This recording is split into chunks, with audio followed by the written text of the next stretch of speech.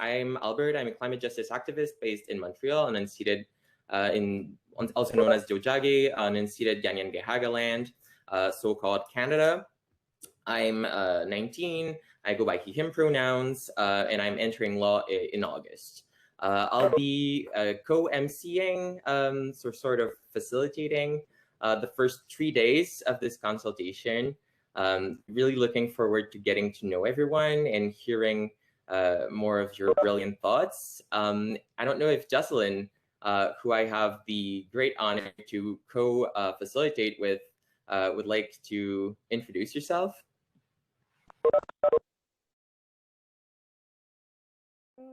Claro que sí. ¿Pueden escucharme bien? Hola a todas, hola a todos. Mi nombre es Jocelyn, soy de México y para mí también es un gusto poder estar aquí con ustedes, ayudando con esta moderación, siendo su maestra de ceremonias. También es un gusto poder trabajar con Albert, que apenas lo estoy conociendo, pero ya me agrada bastante. ¿Qué les puedo decir de mí? Bueno, mi carrera profesional se enfoca en las ciencias de la tierra, específicamente en las ciencias acuáticas. Soy parte del Comité Asesor Intergeneracional de esta consulta y ya después les estaré platicando un poquito más sobre mí. Mientras tanto, pues siéntanse cómodos, siéntanse cómodas. Si alguien quiere hablar en español, pues aquí estoy y eso sería todo. Muchas gracias.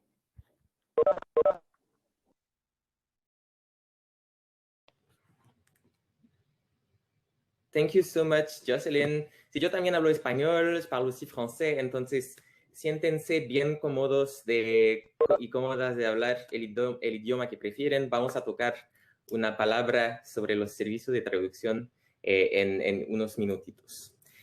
So I would like to follow with the land acknowledgement. So we wish to acknowledge that all 3 countries we're mostly from, so Canada, the United States, and Mexico, are colonial structures that were built on the stolen lands of numerous nations that have never ceded their sovereignty, that have never given up on their sovereignty. And we really wish to thank all of those nations for their continuous stewardships of the lands and the waters that we're joining this consultation from today.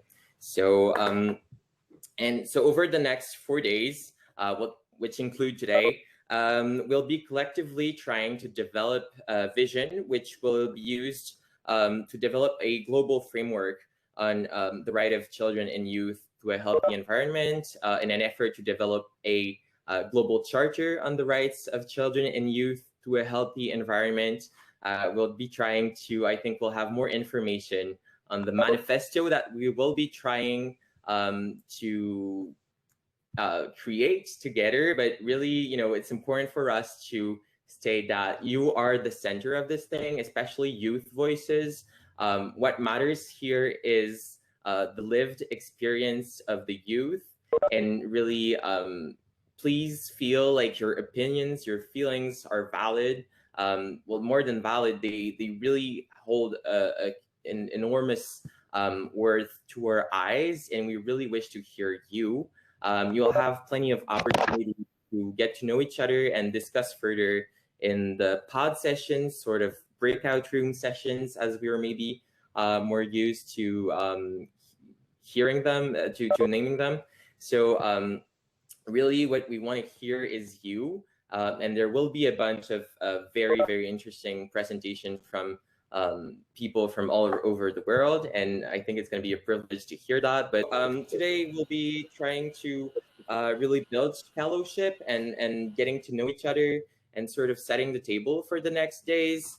Tomorrow will be about building knowledge and really making sure that we go in depth so that the conversation can be rich.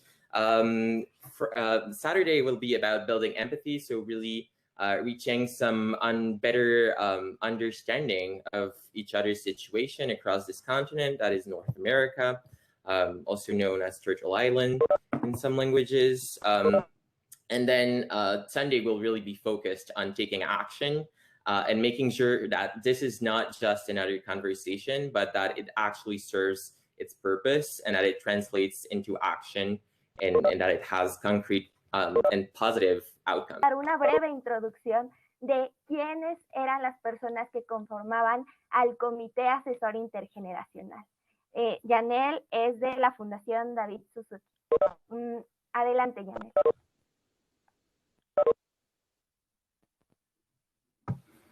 Hello, everybody. It's so exciting that today is finally here. My name is Janella Point. I am the Communications and Engagement Coordinator at the David Suzuki Foundation. I've also been acting as a member of the steering committee and have had such a pleasure of getting to be the youth coordinator for the Intergenerational Advisory Committee the past few months. So for this consultation, we knew it would be key to have the voice and perspectives of young people to shape the Phoenix consultation. But one thing that has become really apparent doing this type of work is just how valuable it is to bring together young people and elders to participate in intergenerational dialogues. So what we did is we convened an advisory committee of young people and elders across all 3 regions to create this intergenerational advisory committee, who was responsible for the preparation, the implementation, and the follow-up to this Phoenix consultation. So this committee did all sorts of work to make this event possible. They helped select the dates and the format of the consultation. They gave us feedback on our beautiful branding for the consultation, the name of the consultation itself. They brainstormed key topics and session ideas, suggested speakers and participants, and many of the members also contributed to the consultation in many other facets. Some of them have written blog posts leading up to the consultation. Some of them are emceeing throughout the consultation, like Yoselin and Samia. Some have contributed to our well-being team to make sure this is a safe space for all of the young people participating. Others participated in regional pre-consultation work that we'll hear from. So just wanted to give a huge, huge thank you and acknowledgement to all of the work that the Intergenerational Advisory Committee did.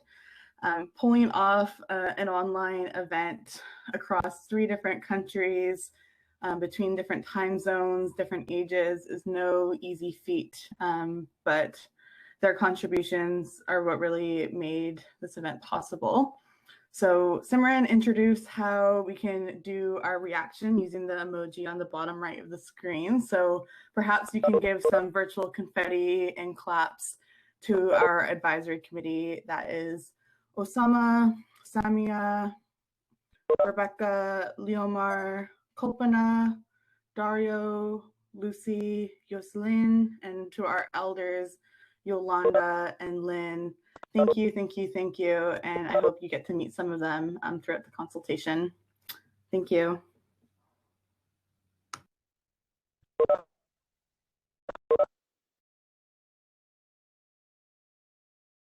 Muchas gracias, Yanel. No sé si ya me pueden escuchar.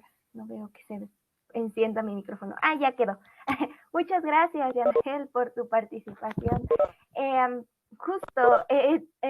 Realmente es muy valioso saber que nos permitieron participar en esta consulta. Para nosotras era muy importante que esto saliera tal cual y como a ustedes les gustaría que fuera así, pero de igual manera siempre estamos abiertas a esta parte de comentarios y demás.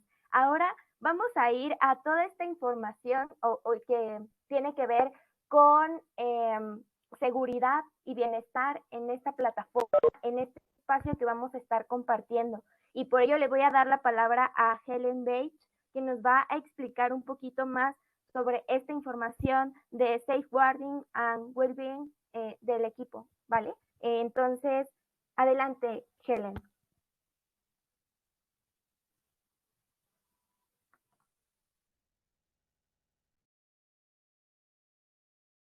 Hi there. I'm joining from London in the UK, and I need to go through a few slides. Sean, would you be able to get to the safeguarding slides?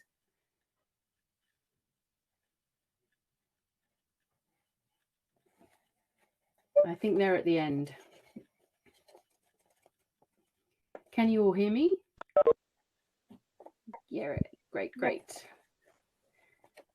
Well, I can explain what we are talking about when we talk about well-being. It's essentially about enabling you as participants to engage in a healthy, comfortable, and happy manner, and ensuring that everyone is safeguarded against abuse. So well-being is about protecting your privacy. When you're participating in a session, it's up to you whether you share your full name, your first name, or your alias.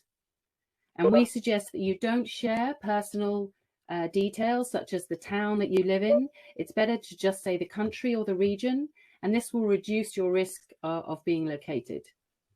You may want to share your public profile, such as your LinkedIn profile or a public Insta account, which is great, but we recommend that you don't share personal email addresses or personal social media accounts.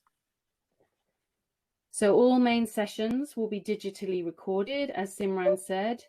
So if you are partying all night and you don't want your picture or your video recorded, either don't turn on your camera or cover your camera before you join the session. Sessions in breakout rooms will not be digitally recorded. So it doesn't matter what you look like, but seriously, if you want to protect your identity, we suggest that you don't turn on your camera. Equally, we recognize that everyone has a right to decide what photos and videos are taken of them. So we ask that you don't take screenshots or photos or audios or videos during the consultation. It's being recorded anyway. So well-being is also about respect. We all come from different backgrounds with different experiences. Think about how you can support and celebrate our differences, while also making space for experiences that don't often get heard. Use your power and privilege to promote the rights of all participating at the event. We are all role models, so call out any rude, disrespectful, or unwanted behavior by reporting it to the wellbeing team. This consultation is a place to discuss action on environmental justice, climate change, and human rights. It's not a dating app, so please don't send personal communication of sexual nature or make sexualized comments. Make sure that communication is friendly, respectful, and fair, and encourages everyone to take part.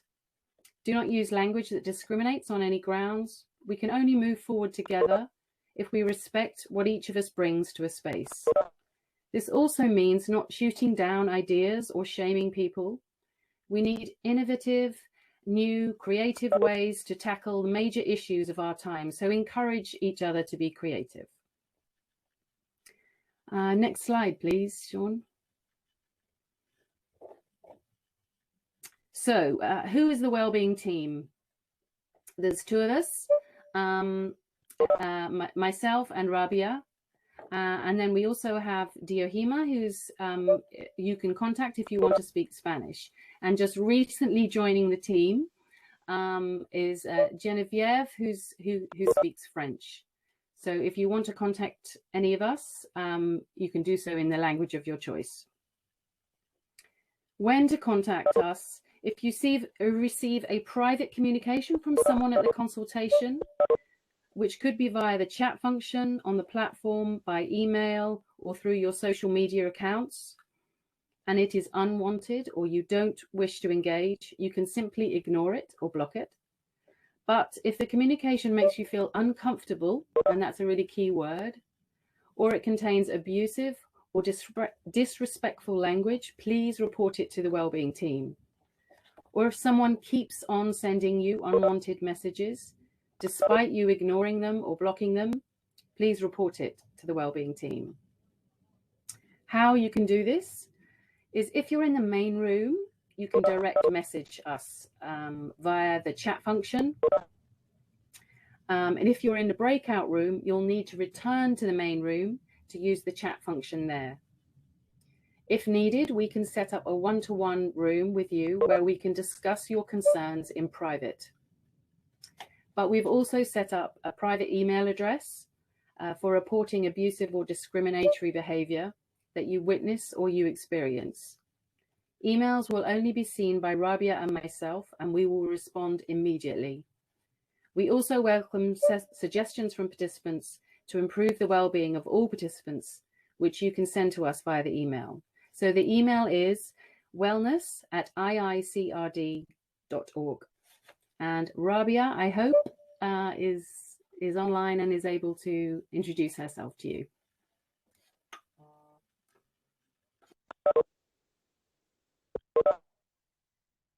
Ok, muchísimas gracias, Helen, y gracias a Rabia por trabajar en este equipo para poder hacer que estuviéramos seguras y seguros. Ahora vamos a ir con Vanessa Curry, quien nos va a dar una introducción sobre el comité directivo y el comité académico. Adelante, Vanessa.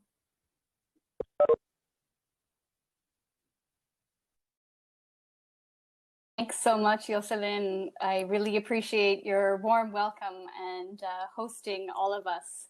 Hi, everyone. My name is Vanessa Curry, and I'm the Executive Director of the International Institute for Child Rights and Development, IICRD.